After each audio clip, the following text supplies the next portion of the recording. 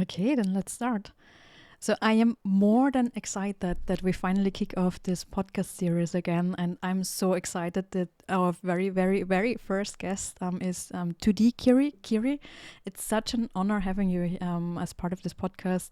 You know that I'm like a huge fan. I really adore what you're doing, and also the way you're doing the things. And I couldn't imagine a better first guest. So hello, hello. Thank you so much. Thank you for inviting me. I'm glad we got this together really, because you've asked me for a while already. It just took a Uh, year or two, or maybe okay, three. it doesn't matter. I'm very happy to be here. Thank you. Ah, super. So, I mean, I started with a very tiny introduction of you, and then I would just like hand over to you because I think, I mean, obviously you can introduce yourself much better, but like the things which I find so exciting, you are, and nobody can ever hear this, but you're also a fellow Austrian, but your English is just like so brilliant. I am. You're a full-time streamer. You are streaming mainly indie games, which is a particular interesting but also difficult genre.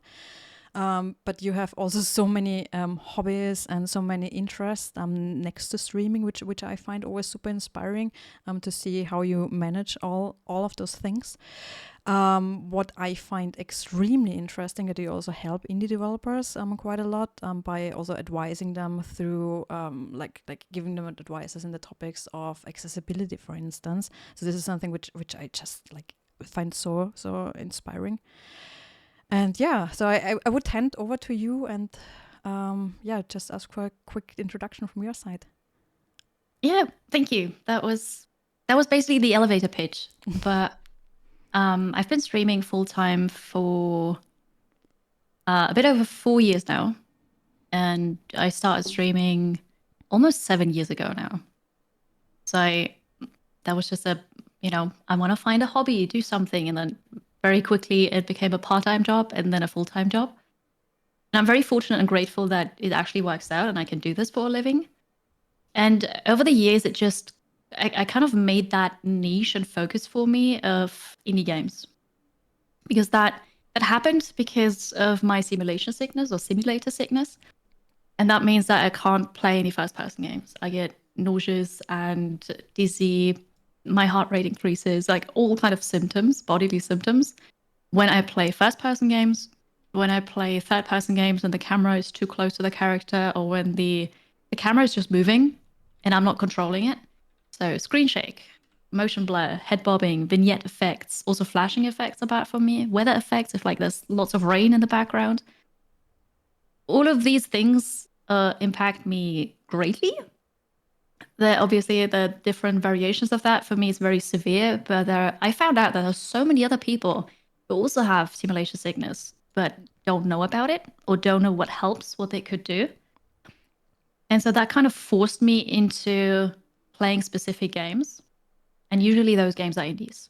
Mm. The triple A's, I hardly play them because I can't. Because while they have, some of them have accessibility options, they're not good enough because they're all about this has to be cinematic. This has to be, I don't know, there needs to be lots of screen shake because that is more immersive. And I get that. But also options are so important. And that's what I do with helping indie developers, because they're just happy for every single person who can play their game. And so they're very open to feedback. So, and they're also approachable, because if you think about a AAA publisher, they probably don't care about what you say. That's how it is. So I'm trying to use my platform and then talk to developers and say, hey, I've played your game. Thank you so much for the key, because usually I just get the keys. I don't buy the games anymore. And so they already reach out to me via email, and then I have that connection open already, and it's like, hey, I played your game, really great, I like this, but maybe could we have some options? And then I explain what it is, and some are really curious and ask more questions about this, and then they actually come back to me and say, hey, I've added this option now, could you try it again, is this working now, what else would you like? And so I unfortunately don't have a list, but I'm a list person. I kind of want to have a list of, those are the games that I've influenced and that became more accessible because of me. I don't have that, but there are a lot by now that I've actually helped make more accessible. And always that feels very great usually it's something simple like, give us an option to disable screen shake. That's usually within the games all it takes. And it's also very simple to do. I'm not a game developer, I'm not a coder, but I've been told that it's very easy to implement options to turn off screen shake. So yeah, I do that. And other than that, I have a focus on strategy games, but usually it's whatever new indie game comes out or DLC comes out, new update. So recently I've been playing lots of Project Zomboid, streaming lots of Project Zomboid, and then just whatever comes out really. No first person. And I like achievement hunting, and my channel is winter themed because I love winter. Yeah, I think that's about it. This was actually like I have this list of questions, and like one of the first one was already snow. Why do you love winter so much? Because this is like the weirdest things which we I think do share quite intensely. Like I love snow so much. And this is what I like. All about you and your stream is about the winter queen, right? And snow and snowflakes. Yeah, snow queen is what my cat calls me. My birthday's in January, and I think I'm already biased because of that, because I was born in winter. It makes me happy. I can't really explain it. I like the cold in your face when you go outside and it's minus, I don't know what. And snow makes everything so serene and calm, and it's just so nice. And then you hear the crunch of snow underneath your boots. I don't know, it's perfect. I love it. Oh, this is nice.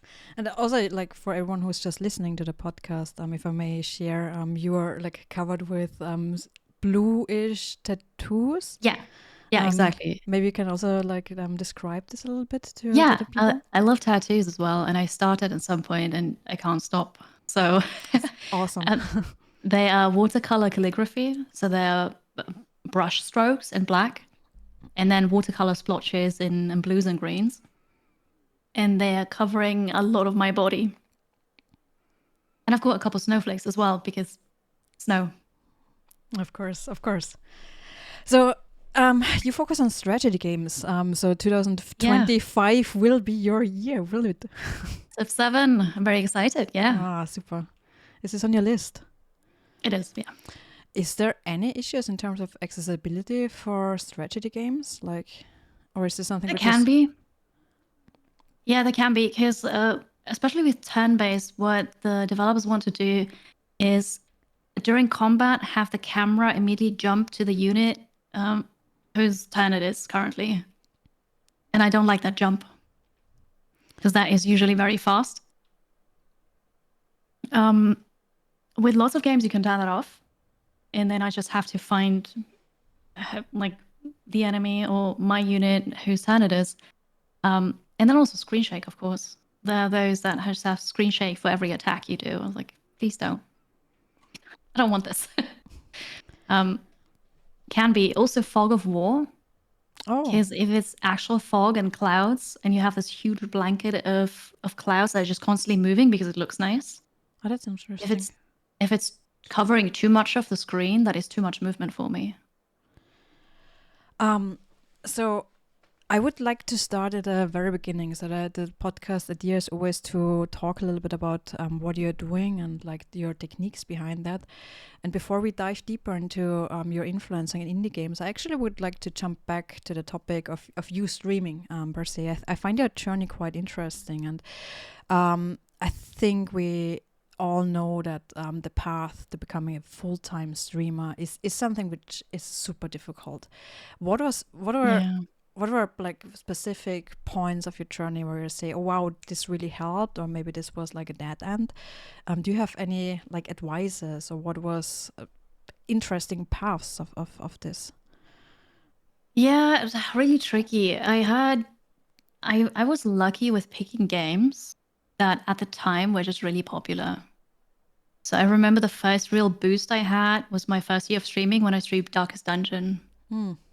I don't really know why that was so good, because it wasn't new at that time. A lot of people were streaming Darkest Dungeon. There was also a lot of interest there. And it was a tough game, and you could name your characters, the heroes that you had, after people in chat. And that is just always good. And so that really helped me and was like the first boost that I had. Other than that, it's really hard. Growing your stream, especially now, I feel like after COVID or like during COVID, really, it got much harder because so many people discovered Twitch and discovered content creation, and the already saturated gaming or like gaming streaming field industry got even more saturated. So it's definitely gotten more difficult, but it's very difficult because I'm a full-time streamer, so I see this as a business. A lot of people will tell you, "Oh, just play what you want." That's not how it works. That can work, and if it does, it's amazing. But there are times where I have to play games that I really don't want to play, but they do well. And so you have to juggle this. Yes, this is fun and this is a hobby, but also this is my job and I have to do what is good for my job and my business. So if you want to be a full-time streamer, see it as a business. It's not just fun. And I think what people often sort of like misinterpret, at the end, you're an entertainer. So people like you sort of have to be fun and like good times, even though like the day might be not the best one. And I think this is also like, I don't know how it's for you, but I see this quite often. Like, so I'm very, I feel it really draining when I stream. Some days heavier, but like 1 hour talking on stream feels like 5 hours of real life. I don't know how it's for you. It can be very draining, and I get that. Yes. So I usually stream 5.5 hours per stream, and I've got 4 streams a week. I reduced that over the last years. I was streaming much more than that, and I'm currently now among the streamers that don't stream a lot, which is still wild to me. Because after 5.5 hours, I'm done for. I'm drained. Like I end the stream, I don't want to talk to anybody anymore because I had my socializing for the week basically, but that's just a day. Because I mean, people think it's just like playing a game, and actually, oh wow, you get paid for just playing a game, but actually you're talking and entertaining for 5 hours in a row. Because also, if there's no one writing in the chat, you still want or should keep talking. That is the difficult part. Yes, I'm fortunate in being able to grow the community that I started with. So I have lots of active viewers as well, and chat hardly ever dies. So it's usually there's somebody talking all the time, and that makes it much easier for me as a streamer. But other than that, yes, I narrate what I'm doing in the game, or I talk about my weekend or what I had for food, because I don't know, on Twitch you always talk about food. And so that just keeps the conversation going as well. Then yes, you probably want to be an entertainer because you need to get people's attention and keep them there, right? You don't want them to bounce off immediately because you're not engaging enough or you're not fun enough. Name the reason. So it is a lot of work. It's definitely not just playing a game. Although it is cool to be paid for playing a game.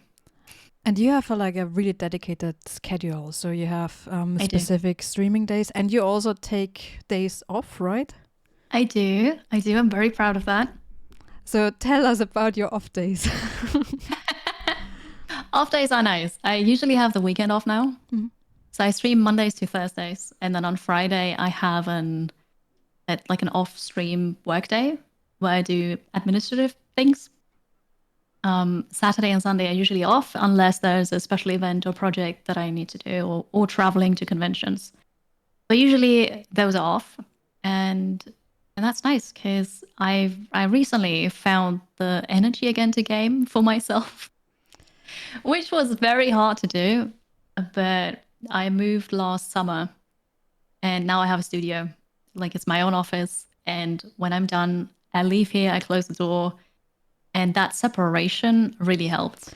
This was literally my next question, because like this is something when I talk to streamers often, this separation between, because basically very often it's like the same place where you sit down and you play, you used to play your favorite games just for yourself, and all of a sudden like half an hour later it's supposed to be your office for the next 6 hours, and then it's supposed to be your gaming fun part. So this was exactly my question. Like, do you have any tips how to separate this weird, your home is your office life? It's really difficult. I struggled to remove myself from the work part because I really like work and I enjoy my work. And so if I were sitting here at my work PC, I would just continue working.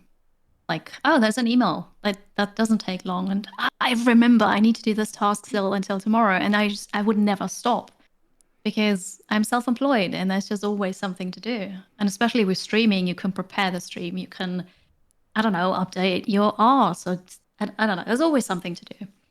But yeah, what helps the separation itself, like that if you can achieve that, highly recommend it. If you don't have the space for your own office, what helped me was getting a Steam Deck because that made it possible for me to leave my PC behind and go to the couch. And previously I was streaming in the living room, but I could still just turn off my PC, move 3 steps to the couch, lie down with a Steam Deck, and I can't work on the Steam Deck. So that helped me. Other than that, if you've got a green screen or something to like a wall divider or something, you could just pull that up so you don't see your workspace, even if it's just a corner, but you don't see that corner where you usually are. I got more tips from other people that didn't really help me, like getting dressed for work in the morning. And then when you're done working, you just put on your like loungewear or something, or you take a walk before work and after work. That's what trends are doing. This is something which I thought was a really nice idea. So they would get up, then they would get a walk, like they would like pretend going to the office, and then they are basically in their home office again. Exactly. I like the idea, but it didn't really work for me because I just viewed it as I'm losing very valuable work time. No. So I didn't do that. But yeah, no, getting the Steam Deck helped me a lot. And now with the office, it's amazing, really. And I get the thing with the Steam Deck. So for me, it's also like I do have gaming consoles like the Xbox and the PlayStation. For me, just like sitting on the couch and then playing games while like lying down or sitting down instead of like being in the PC. It's a completely different feeling. It's so different because like no matter what, like my job also requires me to sit in front of the PC all the time. So it just feels so fresh to have fun while not being in front of the keyboard. Exactly. Yeah, I agree. One topic which is also very, very, I think important in that realm is also mental health. Are there specific things which help you to sort of, I don't know, like stay sane? Because I think this is so draining, this constant, again, being in front of people, talking in front of people, being entertaining, have a constant pressure because being self-employed, of course. So streaming per se is something I think which, again, so many people cannot understand how much effort this actually is, for both mentally, but also like in terms of working hours. Just as a side note, also if you mention you work like you stream 5 hours for days, you have the time for getting ready. You have so much time afterwards to sort of like settle down a little bit and to get things ready. So there's so much more to what people actually see. So are there any like thoughts from your side? Yeah, mental health is very important. And I realized that almost 2 years ago now. So the first 5-ish years, I just worked and worked and worked and worked. And I had like 60+ hour weeks. Yeah, crazy. Constantly. And it was fine because I loved it and I wanted to succeed in that and make it my full-time job. And I didn't realize how damaging that was until I got to my breaking point, which was close to the burnout. And the best thing that helped was my therapist. Because I started going to therapy and really working on that work-life balance. And I've made huge improvements. Like I have weekends now, for example. I've reduced my streaming hours and I'm still alive. And also I can still do this as my job. But it was just very difficult because, especially in the streaming industry, it's that constant pressure of you have to always be there. You have to always be on. You can't go on vacation because if you're not there, people will forget about you. They will go to another streamer and so on. So it's a very unhealthy industry, honestly, because you just feel like you constantly have to push yourself and go over your limits. And most of the time, you don't even realize it because it is fun. Like, yes, it's a lot of work, but also streaming can be so fun and rewarding that you don't really realize what it's doing to you. So I don't know, talking to somebody who like kind of knows what's going on, but also is not one of your colleagues, not one of your friends, who has a different perspective really helped me a lot. Also, who's not like is not part of my family because they're all biased. But that really helped. Also, meditation and yoga, just doing something that is different, moving, mindfulness, to just slow down a bit and also realize that while this is my job and I really love it, it's also not the most important thing. And I need to take care of myself because what all that sitting does to you, it's just not good. And I realized that because like I think also 2 years ago I had insane knee pain from all the sitting because I was not walking, like I didn't leave the house really. And so I couldn't kneel anymore. I'm like, okay, that's weird. I just turned 30. That's not supposed to happen already. And that scared me. And so I started going on walks and doing yoga and all of that. And now I'm much, much more active. And that's also helping with just getting that disconnect from work and also being offline for a bit, even though I do post on social media what I'm doing, but still that dedicated time of I'm doing something else that is not work and it requires me to focus. I still can remember when we did the yoga sessions together at Gamescom. That was so fun. This yes. was super fun, yeah. So I enjoyed that. Is this something which you have sort of a habit now, like when you get up, a morning routine or anything like this? Like this is what I tend to do. So my morning routine would be having like 15 to 20 minutes of a meditation session before I actually start my day. And in the evening, this is what I introduced rather recently. I have now 15 minutes of yoga. Is there anything you have as a morning routine or evening routine? Not really. I've tried, but I'm so bad at starting routines because if I miss one day, I forget about it. Like it never really happens. So routines I struggle with a lot. And I'm a morning person and I'm most active in the morning. So I want to just start work immediately. When do you get up? Well, that depends because I don't need an alarm and I love not having an alarm. So I wake up when I wake up. That can be from 7 to 8:30 in the morning. So it's not like super early, but I don't know. I just want to get started with work immediately. And what I'm doing now is I work until about 11, depending on when I start. And then I have a lunch break that is just a bit longer. So I can settle again and calm down a bit before the stream. And I'd like to do yoga then. That's nice. I don't do it every day, but if I've got time, then I do that. Or I go for a walk. Oh, that's nice. I also saw you on Instagram. I saw that you started climbing, bouldering. Yes. Yes, I love it. It's so much fun. Tell me more. Like I love this so much. So I was super excited when I saw that you started it. Do you as well? Mm-hmm. Like I know you're outdoors all the time, but bouldering?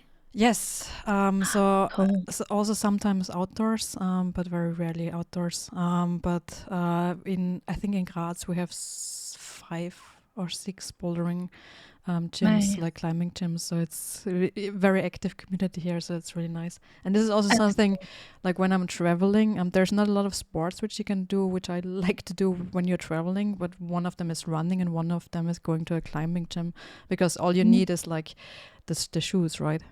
Yeah. Oh, that is so cool. I would like to go together. Yes. That'd be fun. Yeah. But yeah, I recently, like I knew it was a thing. And I've been meaning to try it for a while now, but I never did because I also have social anxiety, so that makes life a bit difficult.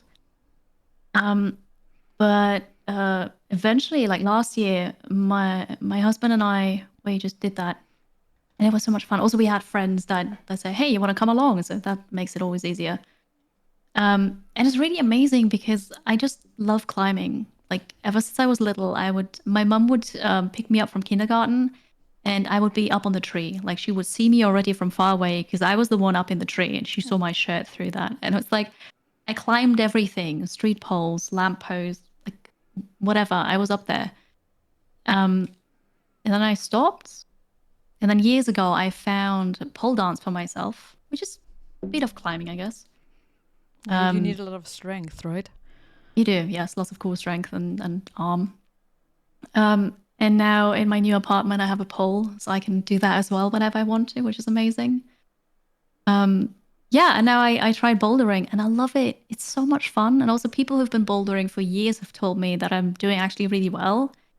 And the funny thing was, the second time I went, one of that friend group that I just inserted myself into was asking how long I've been doing that for. I'm like, that's my second time. Oh. And I felt very good about this. So yeah, no, climbing is just amazing. I really enjoy it. Also, I think those are the things which are really good for the back when you're sitting all day long. So climbing, Oh, definitely. swimming, and everything, which is sort of like, I don't know, Yeah, counteracting the sitting thing. exactly. Yeah. I love swimming too. And usually in summer I would just go to the Danube and like the new or the old one and just jump in there and swim. Oh, that's nice. You mentioned you have social anxiety. Do you want to Yeah. share something about this? Sure. So I've had it for all my life apparently, but I was only diagnosed hmm, well, it's already January, 2 years ago. Um, and it just made so much sense because I went to therapy because of my work-life balance. And when you go to therapy and you think you have that one issue, it turns out you probably have more issues. But it's actually a good thing because now I'm working on it. So, like, I don't know, having this intense feeling of dread and anxiety and nerves before social situations, Mm. before new things, even going to a restaurant or ordering something at a restaurant, horrible.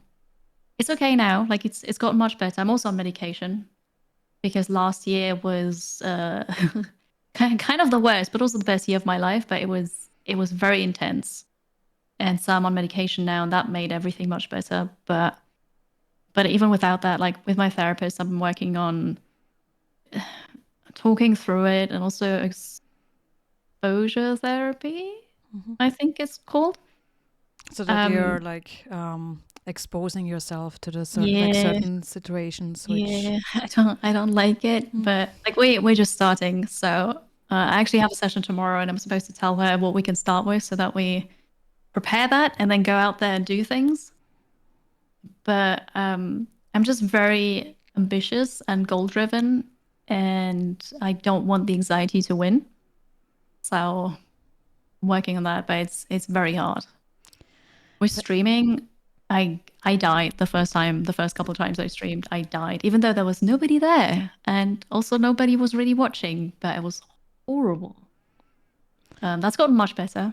Like streaming is now, this is my home. I feel very comfortable in front of a camera. But I still have the issue of I don't know, streaming from a convention, for example, because I've mm. done that several times and it gets me every time. Like I die inside. But also I just keep pushing because I want to do these things and I don't want to miss out. But that's also not healthy. So yeah, therapy can recommend. But it's also I find super inspiring, and I really appreciate that you're talking so openly about those things. This probably also took some time and some, I don't know. Mm, not really, if I can interrupt you there. Because I also found out that I'm autistic, which I didn't know. But it also makes a lot of sense now because I just talk about things and I don't really understand why I shouldn't. So I don't know. Like it was a bit difficult at first because I didn't want to go to therapy. That small bit of but there's something wrong with me.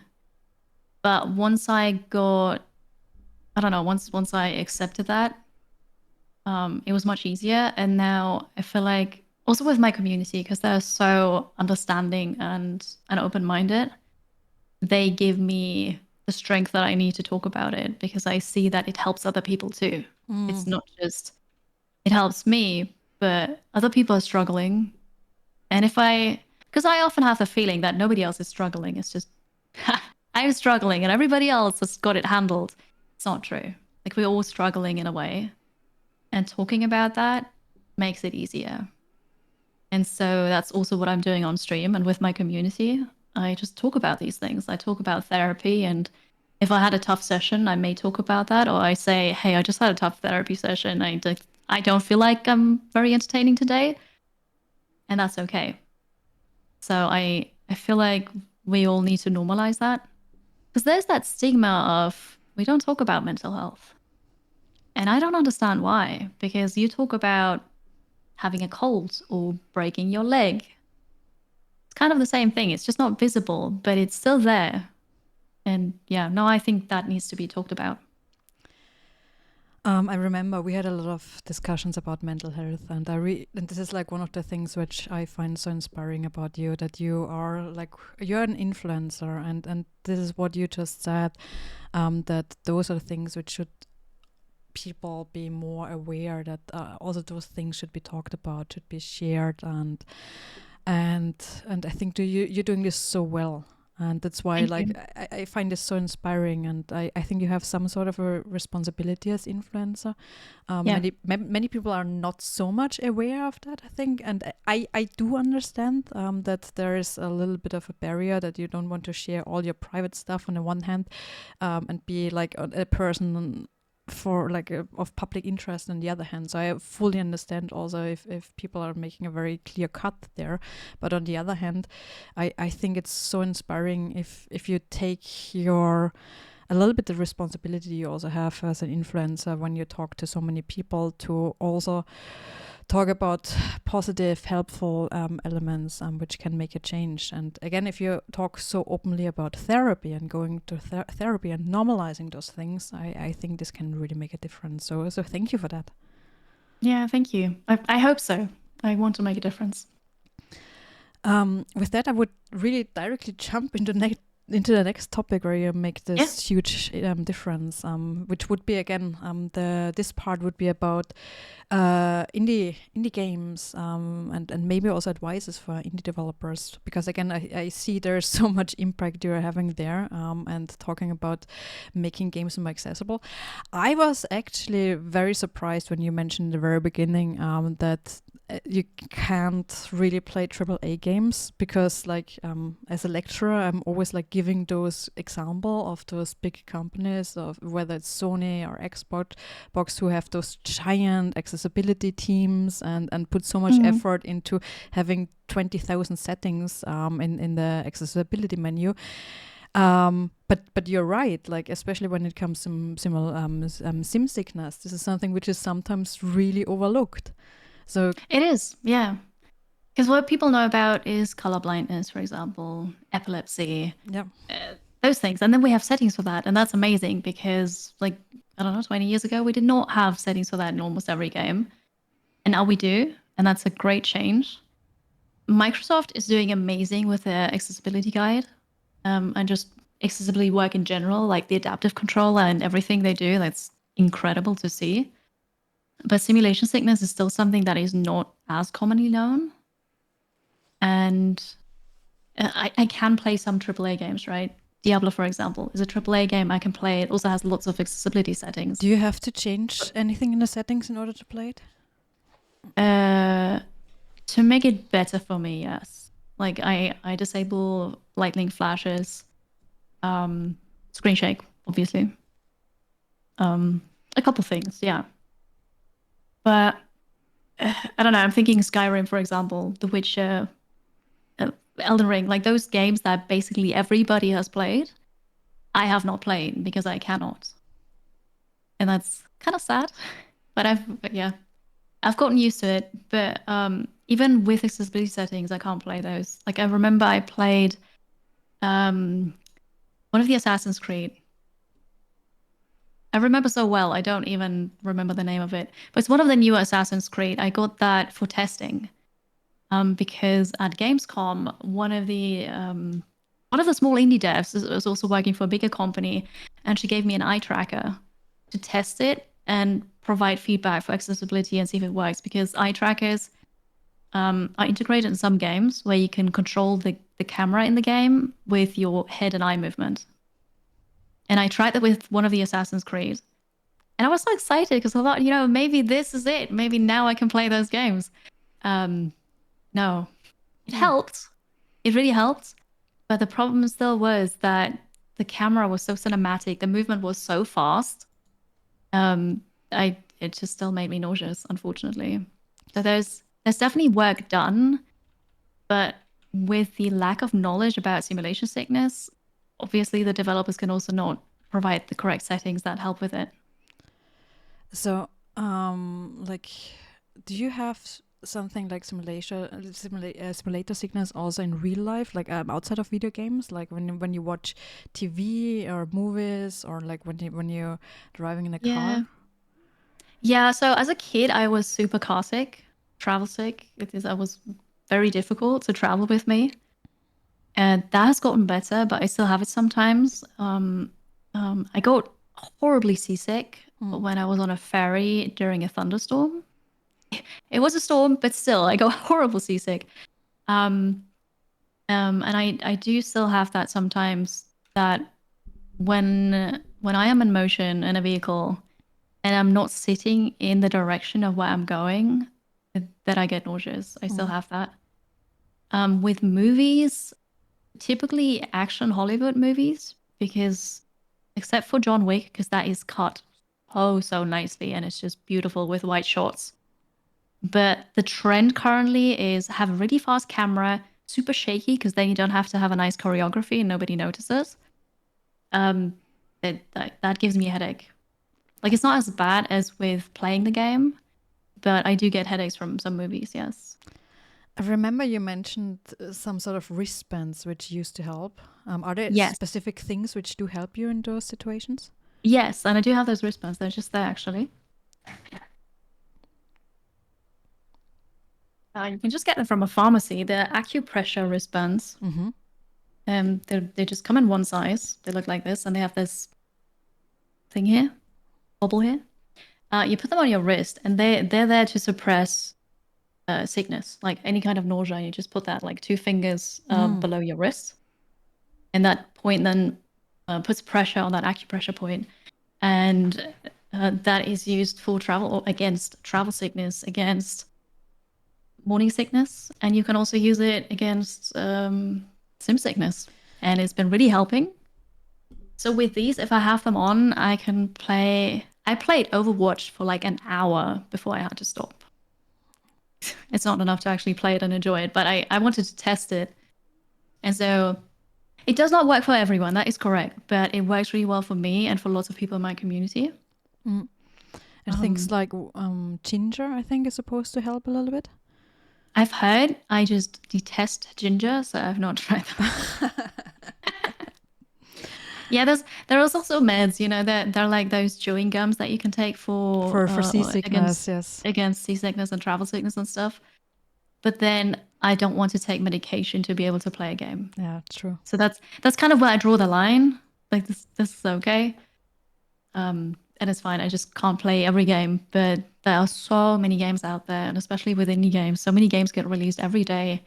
Like, I have games without end, like infinite games to play. I need to directly jump into that because this does not really fit the topic realm I just wanted to dive into. But this is something which just pops into my head, because at the moment, what you mentioned, there are so many indie games out there right now. Yes, and this is actually like a little bit of a issue for indie game developers. So, for instance, 2024, I don't know how it was for you, but for developers, also many developers I know who released the most brilliant, best rated games ever did fail to get the sales they were like trying or hoping to get or sort of needed to get, because there are so many also good games out there right now. Do you also notice that there's more and more and more? And how do you pick the games you're gonna stream then? Very difficult. There are so many games out there, and I didn't really notice that there are just so many more indie games out there. I honestly thought it's just, my stream became more popular and I have connections now within the indie game scene and the developers. So that's why I thought I just get more inquiries about, hey, I want to play our game. But yeah, I guess it's also a market that is just a bit oversaturated and it's very difficult to be discovered. And that can definitely be a problem because you can have the best game out there, but if nobody sees it, that's just very sad. How I pick is very subjective, honestly. So I get sent lots of emails. So I look through my emails. If I see something I like, I may reach out, or I already have a key because lots of developers just send out the keys and hope that somebody plays them. I talk to my Twitch team as well. We're like a group of 8 people, I think, from across the world, and we play roughly the same games. So whenever we find a game, we share that with the group, and there's also other Discord servers where I'm in. And so it's partly email, partly word of mouth, partly also my management that sends me offers. And I do, what's the word for it? Like I put actually don't know what the word for it is. Anyways, if I get sponsorship offers for a game, I'm more inclined to check it out because I'm a full-time streamer. I have to make business decisions. If I get paid for a game, I'm more likely to check that out than if I'm not paid for it. So there's that bit. And then there's the bits where I know strategy games, simulation games, management games work really well on my channel. So I'll also focus on those games. If I see like the cutest life sim, farming sim that I would love to play, but I know it's not going to do well on my channel, I'm not going to stream it. But then, and I know I cannot stream every game. That is just absolutely impossible. But I stream about, I forgot what the stream recap said, but about 200 games per year or so. Yeah, you're muted. Or at least I don't hear you. Yes, I can hear you again. Okay. Wow, 200 games. This is insane. Yeah, about that because I kind of made myself known as the person to go to when you're not when you don't know what to stream or what to game, and want to see new indie games, come and watch my channel. So I just jump from game to game. I hardly ever finish a game. I just play a game for a stream or maybe like just 2 hours, and then I move on to the next game. Just a bit sad for me personally. But yeah, so I check out a lot of games, and yeah, I kind of have to do that when there's a Steam Next Fest because they happen like 4 times a year now. I look at demos as well. That is always really fun. But that also kind of has gotten out of hand. I do like that there are so many demos around now because that has changed so much over the last like 4 or 5 years. And that is really nice. But also now I get bombarded with emails for, hey, do you want to play our demo? Or do you want to play an early version of the demo before you can actually play the demo? Like, no, because nobody's going to be interested in that. Like, very difficult. So there's also the decision of, if you sent me your key too early, I'm not going to stream it because it's not going to do well on my channel. If nobody knows about the game, yeah, I can't stream it. What would you say makes a game streamable? So you already mentioned that some games are a little bit like easier to stream for you or like work better for the community. So how would a developer approach a development process to make the game more streamable?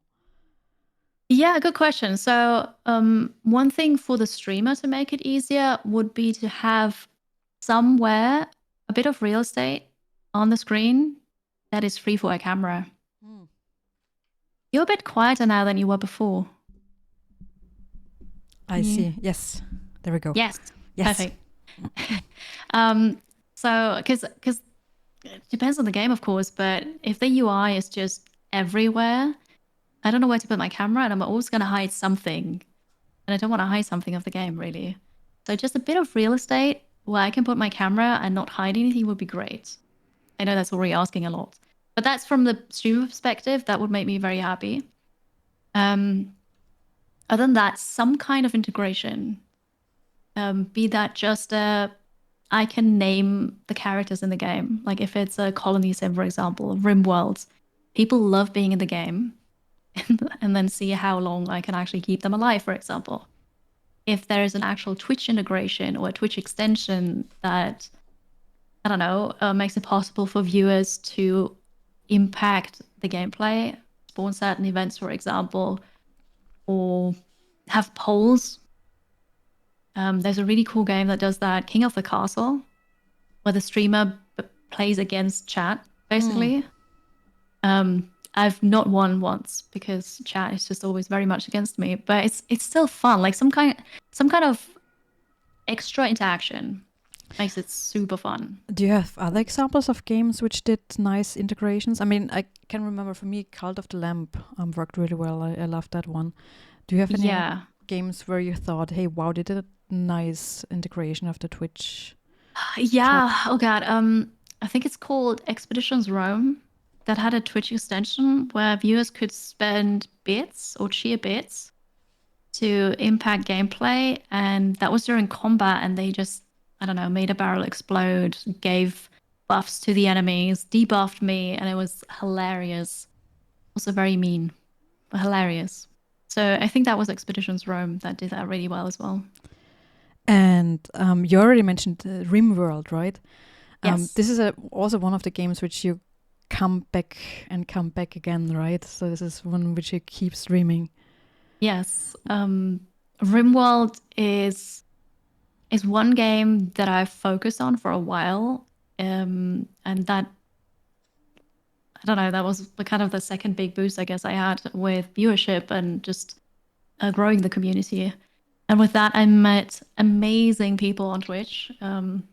And we also grew our team.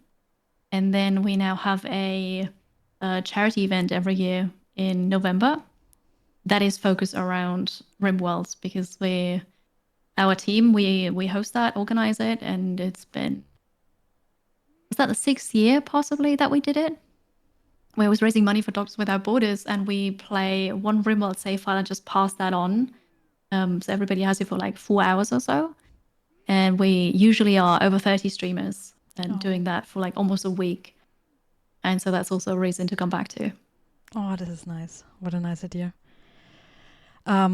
What are you already mentioned? Like there are some games which really, really look lovely and which we would like to keep playing, but you cannot. But you're sort of the indie game expert now because there's rarely people who play 200 indie games a year. So what do you think, like, if you would advise, again, indie developers, what are like games that stand out, which did a really good job, which have a unique selling point, or which you would love to keep playing? Yeah. Can you count Coral Island as an indie game? I think maybe. Oh, not so sure actually. But it's one of those games, for example.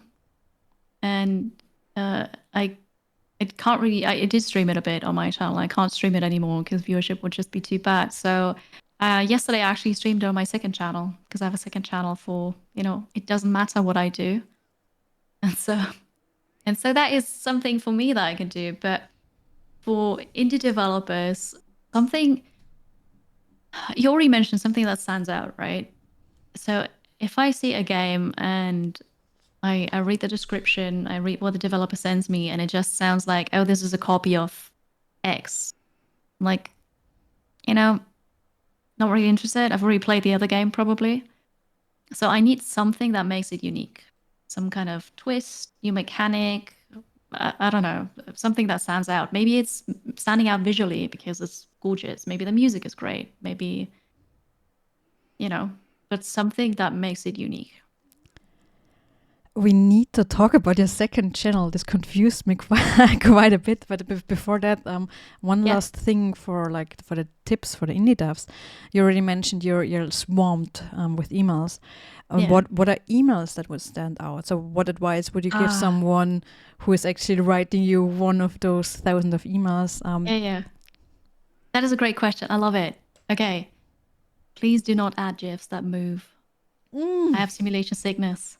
I get emails, I open them up, and they move and screen shake and flash. I'm like, I cannot read this, please. Oh man, this is like the number one tip other people would give in indie devs.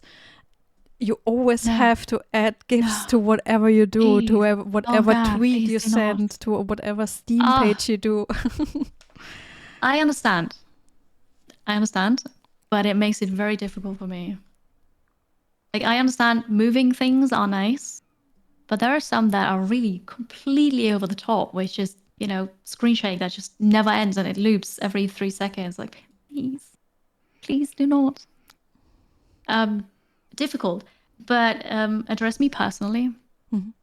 And if you can take the time, please check out my channel, because the first 2 sentences, I have simulation sickness, I play indie games, I focus on strategy. And then I get sent emails that I just copy paste of, hey, we really like your channel. We just recently saw you play this. Are you interested in that? Or you played games like this. You could also like that. And that is just not true. That is wrong. And then there are some that are really nice and, hey, we really like you focusing on accessibility and, something like that. Like, just take that 1 minute, because it doesn't take longer than that. Take that 1 minute to really look at the channel and see if it's even a fit. Yeah. Like this should be a no-brainer, but I think so many people just still don't care. No, they send out like hundreds of emails from a emailing list. I'm like, I get it. Time is valuable, but I get so many of those emails. You also need to make the email stand out. Yeah. So your second channel, what? Okay. So I do sponsorships for games, and I get paid per viewer that watches. And that takes the average of the last 30 days, how many viewers that I have, and then I get paid like that. And so if I just play whatever I want, because, play whatever makes is fun for you and you enjoy it, viewership would go down drastically if I just say, okay, I don't care about any of that. I'm just going to only play Coral Island now because I want to. I would lose a lot of viewers, and I would just not make as much money on my sponsorships. So I don't want to do that. So what can I do to stream something else but not impact my viewership? A second channel. So I have a second channel that is called 2DKiri, which I mainly created for co-working streams. Because sometimes on a Friday when I don't stream on my main channel and I have work to do, but I know it's not work that I have to 100% focus on, I stream that. And I do that on the 2DKiri channel because that's the to-do list. Oh no, it's also with the 2, like 2DKiri, but just with the extra O. And so that's my second channel. I do occasional co-working streams there, and like yesterday, a gaming stream, because I knew I could not really play the game on my main channel. But you still want to stream, so you want to play games on stream, but basically not as your job, but as a hobby. Basically, yeah. So with yesterday, that was because yesterday was a holiday in Austria, and I want to keep improving my work-life balance. And I finally decided I'm gonna take time off on holidays, like on public holidays in Austria. I had already promised my community that I was going to stream. And so I did the, slow transition compromise. I'm going to stream, but but I'm gonna make it chill and stream a game that I just want to play for myself. Oh. But I can't do that on the main channel, so I did it on the second channel. So it's a bit convoluted, but yes. Oh. But that's such a nice idea. This Yeah, is like one channel which takes away all the pressure. absolutely. Yes, I have no pressure at all. It was a really nice day yesterday. Super chill. I had fun with the game that I wanted to play. I got some achievements because I was like achievement hunting, and I just didn't care about the numbers. What about all the other social media channels? Are you like trying to grow big on YouTube, TikTok, Instagram? You name them. What else is important to you? Ah, well, if you ask my management, all of them. But mental capacity is limited, and so is time. So I have all of them. I do stream to YouTube occasionally as well. Like I do a dual stream. Not every stream though. And I upload shorts on YouTube, on Instagram, on TikTok. I do, out of all the social medias, I actually prefer Instagram, which is really funny because I didn't like it when I started it, but now I really like it. I still have Twitter, but I don't post that much anymore there. I am now on Blue Sky. And so I'm trying to grow all the social media channels, yes. It's really difficult though, and I'm just one person. I have a management, but that is there to look for sponsorships for me and negotiate contracts. So they don't help with that. I have to do all of that myself. And I do what I can. There's definitely more to do. But yeah, growing discoverability and then growing on Twitch is really hard as a streamer. And so you kind of need all the other channels to try to get, a handful of people there. Is there, I don't know, like for instance, like for me, Twitter is already something which is almost stressful. Is this also something which you sort of feel that like having all those channels just adds additional pressure because we were talking about mental health earlier? Absolutely. Like I would like to just have one social media account and be done with it. But that's not how it works, unfortunately. You can, and if you're big enough, like it doesn't really matter. But I'm not big enough. I think I need to have my fingers everywhere. And there's that thing that Twitter, very, very difficult, sensitive, controversial topic. But sponsors still require the social media post to be Twitter most of the time. So I can't just say, okay, I'm going to close my account, delete it. I don't want this anymore. I kind of need to keep that going. So that's also not fun. I just had a super smart question, which is gone, I think. But it was something about social media. All right. Are you ever scared that Twitch might break away, fade, or whatever? Because I mean, on Twitch, as we know it, it's not really sustainable. So, like it's this product from Amazon, and Amazon is not making any profit. So there's always like this constant rumors that eventually they will just shut down Twitch. Yeah. Is this something which you have in the back of your head? Is it something which scares you, or do you have a plan B? Or because there are other streaming platforms out there like YouTube Live or Kick. Is this something which you have ever thought of, or which you're not? Absolutely. I've got it in the back of my mind. I don't want it to happen because Twitch is just the best platform for live streaming. Yeah. There is YouTube, but YouTube is not made for live streaming. YouTube is made for recorded content. Kick is just not an option with how it's managed and the company that stands behind it really. Yeah. I want to keep going for as long as it goes, and I hope Twitch can somehow fix that, but it is not profitable. Twitch tries to fix that and also fired a lot of people last year, and it's probably going to keep going like that. So we'll see how long it's going to be feasible to keep alive, really. I would. Sorry, go ahead. I would hope that there may be competition, or everybody's gonna flock to YouTube then, or I'm gonna change my content. I don't know. I do want to focus more on YouTube and actually make exclusive content, but time is a bit of a problem. It is. It Difficult. is. I don't really have like the plan B, but I've been branching out a bit more last year actually, and I've offered rewards to my viewers for hitting sub goals. And I did an art stream, for example, where I painted on a t-shirt. I did a Bob Ross painting on a t-shirt, which was really funny. And then some coloring streams and crafting streams and stuff. And for Christmas, I sold hand-stitched Christmas cards. Oh, And I really like that. I thought, maybe going a bit more into the artsy, I don't know, category. oh, this is nice. Yeah. But yeah, I don't have the proper plan B. Like if Twitch closes tomorrow, I'll go to YouTube, but I'm gonna be very sad. Yeah. No, I think it's not something which will happen like from one day to the other, but like people are Probably not, but then Mixer died like that. I think they had like a month, and then Mixer shut down. yeah.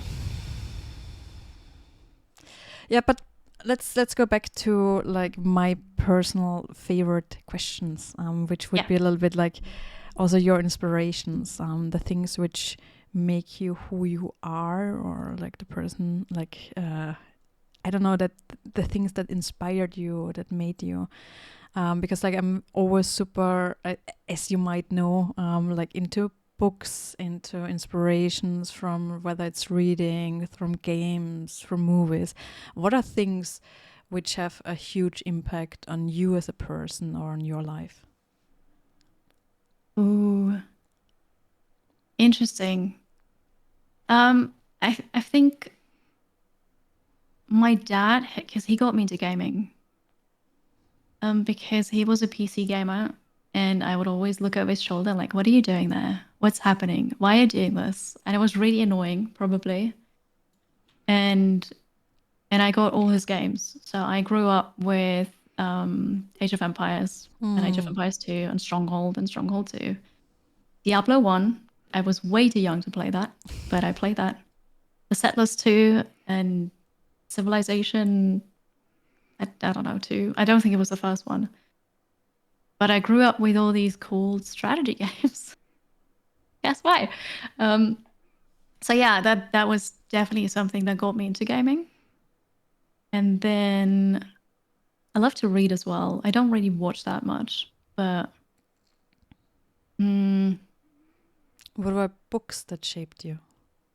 what books that shaped me? I'm gonna say Harry Potter. It's a bit of a controversial topic as well now, but I grew up with that being the same age, and it was just that was so cool. It was really amazing. Yeah. And movies or TV shows?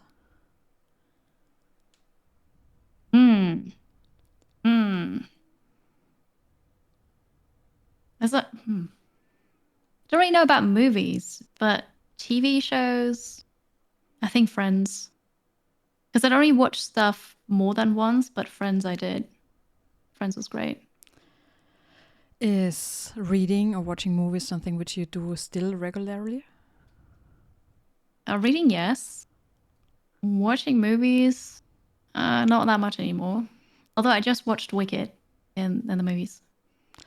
I have to ask now, like for the reading list, what are books you would recommend? Ooh. What a surprise question. I was kind of expecting that to happen. Now that we talked about all that like gaming industry things, social media stuff, The Circle. The Circle was such an amazing book. I forgot who's by now, but you can just Google it. I'm not sure if I still have it. I think I have it. Yes. We're here for all the books. Books, The Circle by Dave Eggers. I read this one. I remember. It is so good. This is like a little bit the Facebook story. Yes. Or like, yeah, Google. I would have said Google. Google, right. Google story. Yeah, but with a glass company and everything is controlled and there's surveillance. Like, really good. Any other books? We take all of them. I'll take all the books. I loved if we stay in that, gaming thing, I loved Ready Player One. Yes. So much better than the movie. Don't watch the movie. Read the book. Actually, I have to say, like usually I'm always team book, and of course I'm super team book here. But I was surprised that the movie did so well. The book is so much more, but for me it's like the book and the movie in that case are two very separate things, because the movie did, I think, really well in conveying such a story. The book is just so more. This is like I think, like, especially like in our sort of like generation. I mean, you're certainly younger, but like it's so many interesting I don't know, Easter eggs. It's full of like all the fun stuff back then. Yeah. There's also all these eggs, but yes. That's what I'm saying. Like for me, it was like everything. Yeah. Oh, very nice. There's also one question of the chat which would work really, really nicely. What would you be doing if streaming had not come into your life? Yeah, I would have a very sad life, I think, and just be working an admin job somewhere in an office for a company that I don't care about.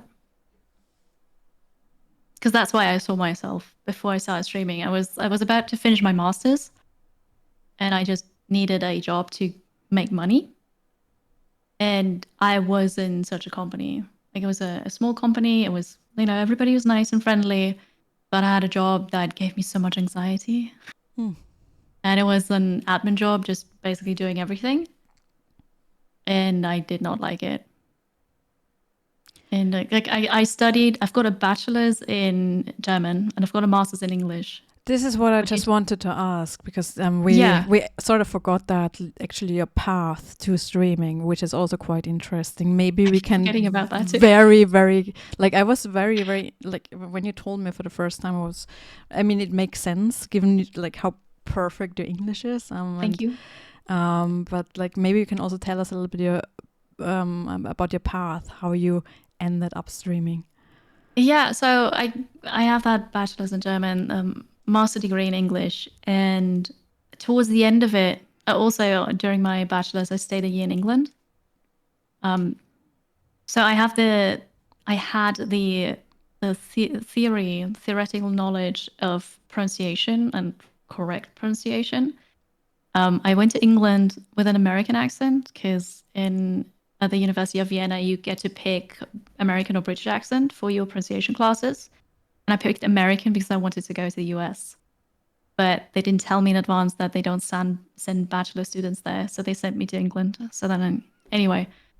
And funnily enough, when I started streaming, there's still proof of that. We watched my first stream every year for my stream anniversary. I was not super fluent. My German accent was super strong. And that just happened over time because I now speak more English than I do German. So I don't know, that's just practice, but thank you. So yeah, towards the end of my studies, I wanted to do something fun. So I got a part-time job, and then the rest of the time I wanted to do something fun for me because I studied hard and I just wanted a break. And so I thought about what to do. And I read so much fan fiction back then. So I thought maybe I'll write some fan fiction, or maybe I'll do YouTube videos or something. And then my husband suggested Twitch. I'm like, what is Twitch? What is that? I knew people were live streaming, but I've never really watched a gaming live stream. But then I made a Twitch account and I looked around and I really loved what I saw.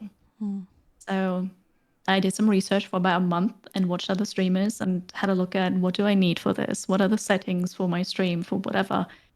And then I thought about it, and I still have that little notebook that I made for, when I was trying to find a proper name and what art to use and stuff like that.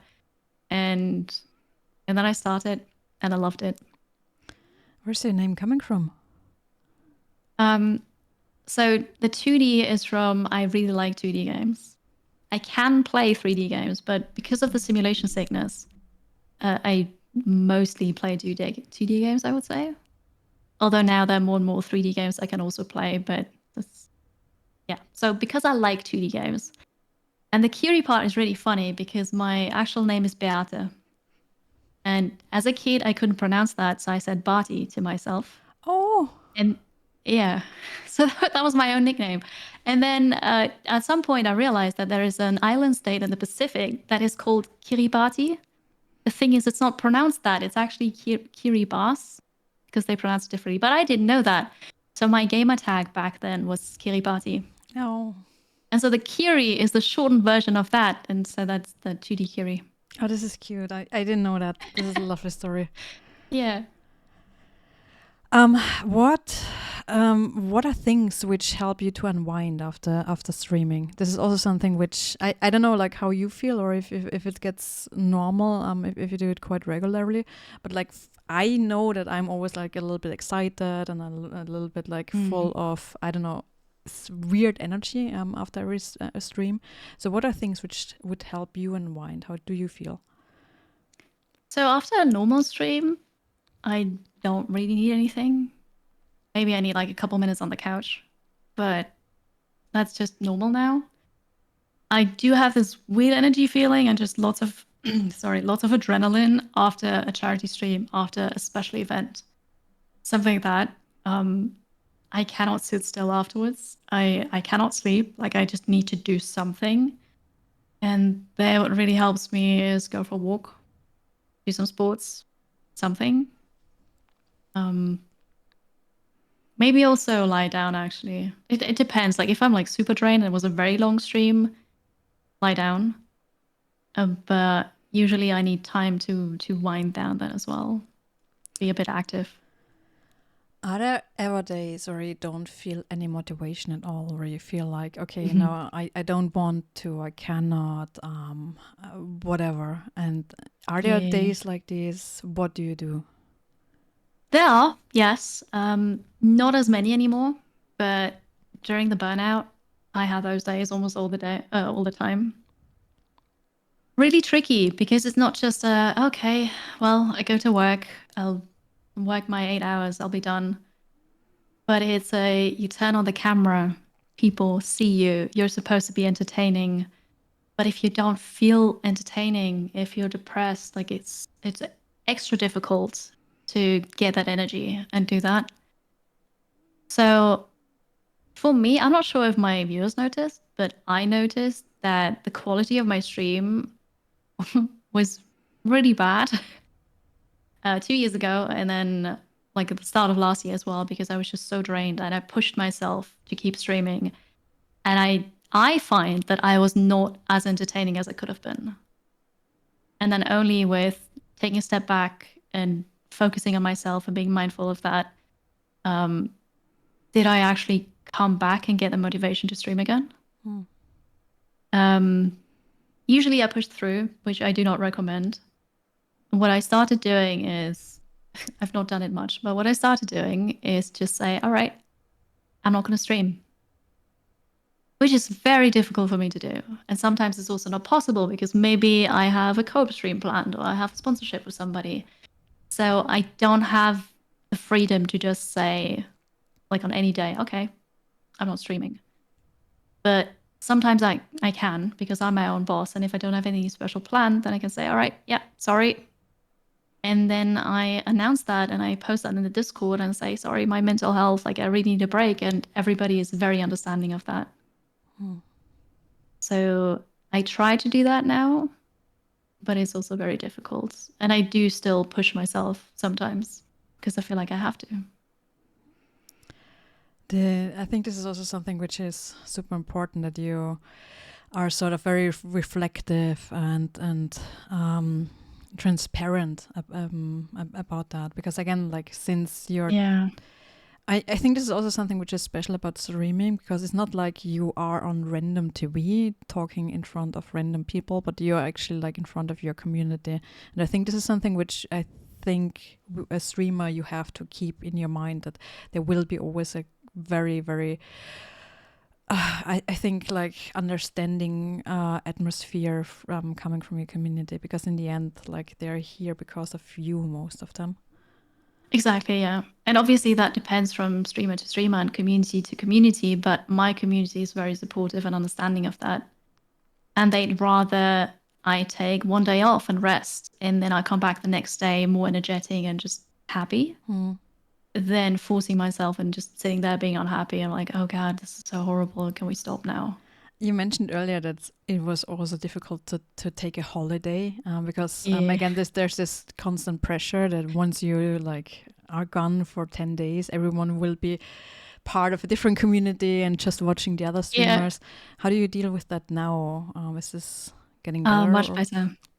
Much, much better, yes. Two, oh, has it been 2 years? Almost 2 years, I think. I went to Japan with my husband and friends for 3 weeks. And that was the first vacation basically since I started streaming. So I've not taken vacation in like 5 years or so. And that was my first vacation. It was 3 weeks and I was so anxious about it. And I think I streamed once from Japan. And I did notice coming back that, yes, I lost a bit of like my viewership, but most of them came back, honestly, or I got other people. So those 3 weeks, I prepared for that with my therapist, talking it over, and honestly just realizing that I came back and people are still here, and it was fine. And so in November, when I noticed, oh God, I'm lacking the motivation. We have the charity event coming up. It's going to be super exhausting. I just need a break now. I took a week off of streaming. I still worked a bit off stream, but I did not stream, and that helped so much because I didn't have to be on. I didn't have to be the entertainer. I could just focus on my admin work and doing my finances, bookkeeping, that kind of thing. And I took some time off, and it was amazing. It sounds so silly, but I've realized that taking time off every now and then actually is helping. Yeah. I just, yeah. I wish I had done that earlier, but I couldn't. But now I can. So I do want to take time off now when I need it, or like maybe before I need it, before it gets too bad. I'm always super happy if I see your Instagram post when I'm climbing or whatever. This is also something like if I can share this from my side, which Sure. which I had to learn at some point, that weekends, for instance, for me the weekends are always the days when I try to almost force myself to go into the mountains. That's why I always like. I also try to share a lot of pictures about mountains and going I love seeing outdoors. them. Because again, people need to see that there's so much more than just work. And I know that I'm burning out if I don't have at least one rest day a week. I don't care if I work in the evening that specific day, but just like one day a little bit away from the PC and like will also get me new inspiration and everything. So it's not allowed. Yeah. It's not taking time away. It's in contrast. It gives me so much more energy, actually more time, more creativity, and so on and so forth. And I think that's why I really appreciate that you're talking about all those matters, all like about mental health, about therapy, about taking days off on the stream, but also share those things on Instagram. So really, really, really important work you're doing there. Thank you. I am coming to my last questions. Or is there anything else you want to share or like you're missing in our like discussion journey?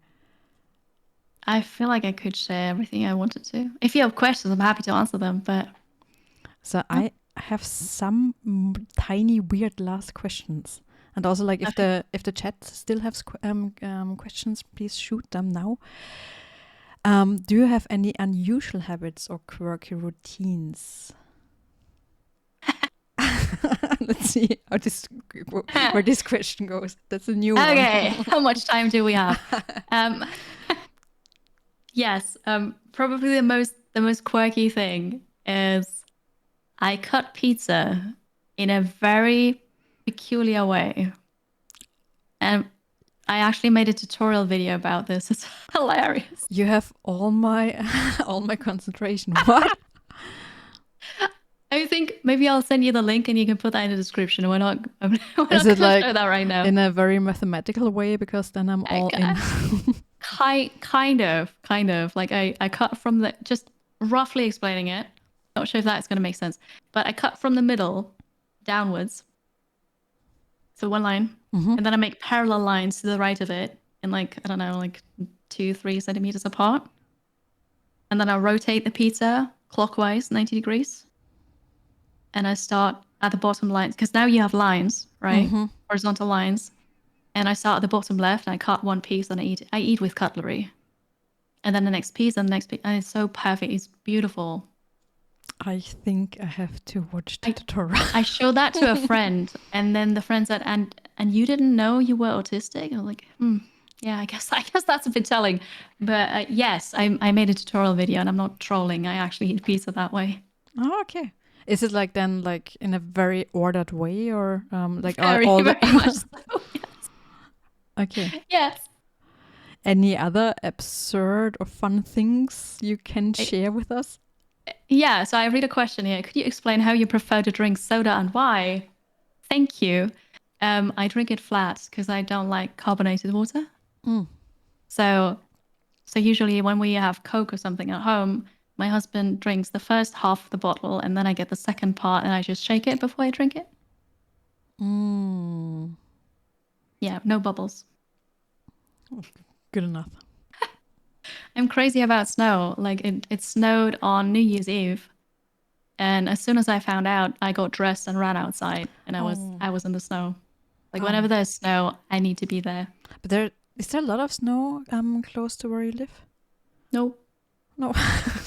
No, sadly not. And now it's only been raining. But there was snow for like 2 days.